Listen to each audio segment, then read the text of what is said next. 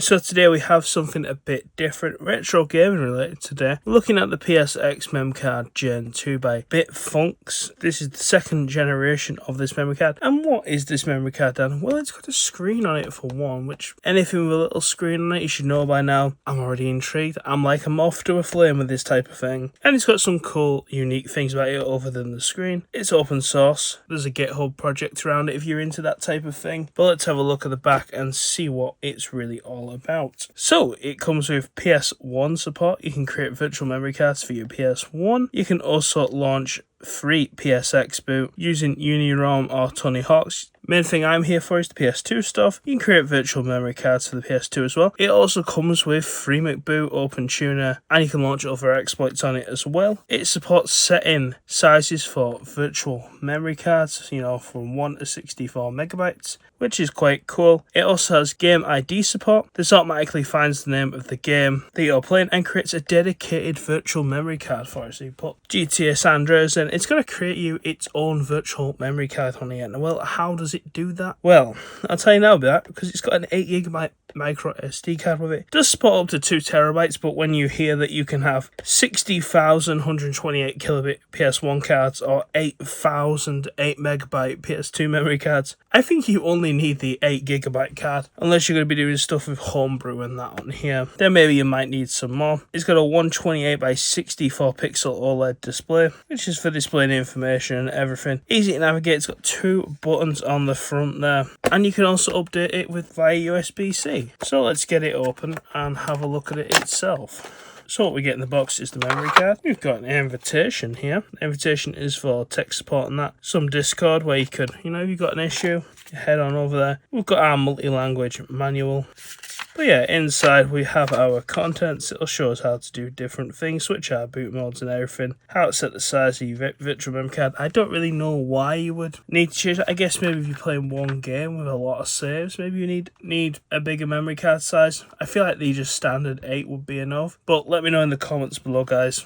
Why do you think that is? And another thing you can do here with this memory card is you can back up your save files to PC, which might be recommended. Micro SD cards can die. I don't know how good the one in here is. If we lift it out, there you can see it's an 8GB card. Not really sure what that brand says, but yeah, that's it there. But yeah, 8GB memory card.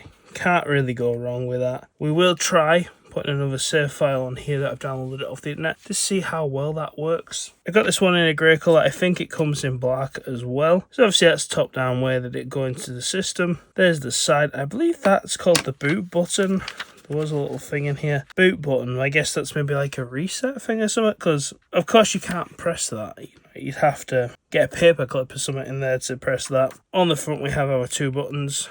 Buttons 1 and 2. And there's our Type-C for updating. I guess let's get this thing in the PlayStation and have a look at what we're looking at. So currently we're a bit of a weird setup, but the memory cards in here, I also have this other memory card in here as well, and below that is the 8-bit dual wireless receiver. So we turn it on, we've got no gaming at the moment. We'll see what the memory card does. I apologise for the noise.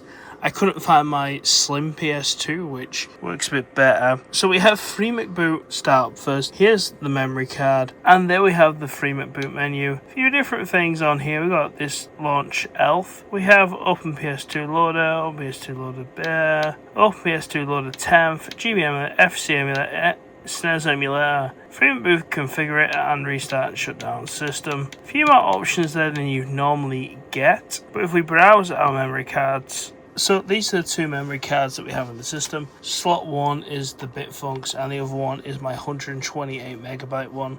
So if we click on the 128MB one, this is typically what you would see on a normal PS2 memory card. Here's some games that we've been playing and there are the save files. If we go back out into the Bitfunx one and we look at it, and you're going to see, this looks a little bit weird. So this here is my Nightmare Before Christmas save, and the reason it's on here is because I wanted to try experimenting with, can I back up data from my normal-ish PS2 memory card to this Bitfunx one. And while I could, and it does have some space, as we can see, there's 395 kilobytes free, it doesn't actually seem to show up on the computer. I don't know if there's something I'm missing. Let me know in the comments below if I am. But we have these just options in here, and there's nothing really that you can do with any of this other than, you know, just look at it or maybe delete it if you wanted to. So on our home menu we have the FreeMcBoot thing. As I mentioned, there are different launchers. This is just the one I'm used to. So let's have a look at the memory card when you just boot it up. So the system's currently turned off. If we turn it on the system, we'll see the memory card boot up. It comes up with the name here, and then we have our options. We can see that it's card 1, it's on a boot, and it's booting the FreeMcBoot 1.966. We have a few different ones in here. We just use button 1 or 2 to go backwards and forwards. So we cycle through, you can see there's a FunTuna, and if you don't switch fast enough, it will actually load the other operating system, you know, the boot launcher. Of course, you got to restart the system. This will just be what it does next time it boots. And if we cycle through, you'll see some other versions of FreeMcBoot there. And yeah, we really just want this one. So once that's done, if we hold in these buttons, you can see that we have boot mode on PS2, and we have a few different things here. So we go into PS1 settings, you can see that we have auto boot no, game ID yes, just so you know it pulls up the name of the game you're playing. If we hold BT1 to go back, you'll see that little line goes across, that's the activation side of this. If we go down to PS2 and hold to go forwards, you'll see that we have variant. I'm not really sure what that is. We have the auto boot on yes, we have game ID on, we have deploy bin, whatever that is, and we have a few different options. This is where you can change the size of the memory card if you really want to.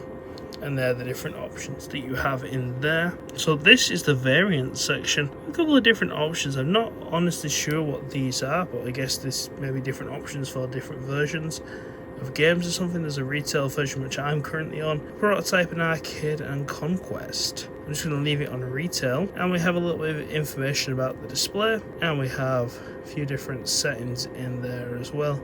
Nothing that we really need to be playing with, and we can go back and we can go info, and there it just tells us what version of the info we're in. So that's all that we really have there, and if we go back, that's the home screen. If we put in a game now, if we put in Outrun Coast to Coast, so now the game's been read. It reads Outrun 2006 Coast to Coast. Another game I tried that I couldn't get it to read was Scarface The World Is Yours. I couldn't get it to read that for some reason. And also, talking of that game, I couldn't find a save online. I was trying to find a save file, like a completion save file, to get it to, you know, load on here so I could play someone else's completed save. I couldn't do that, but you can plug this into the SD card. That'll be the name of the file there, that SLES file, and you can put that on your PC and you can back up your game save file. So if you wanted to, you could play it somewhere else, or just have a backup just in case, you know, the memory card does die.